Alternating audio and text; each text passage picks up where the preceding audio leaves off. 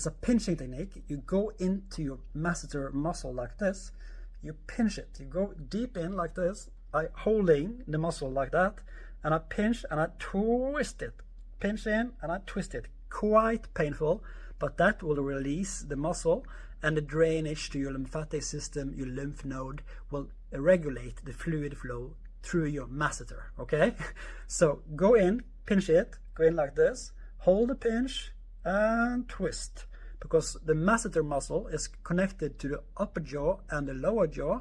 If it's too short, it will pull, and if it pulls, it will block the drainage for your lymphatic system, and it will give pain to your jaw. So hold the pinch like this, hold it, and twist it. That will drain the muscle, and the muscle will get better. Please comment below if that helped you, and share the knowledge so other people can get pain-free. My name is Rune. I'm from Norway, and I try to teach you to get pain-free. Thank you.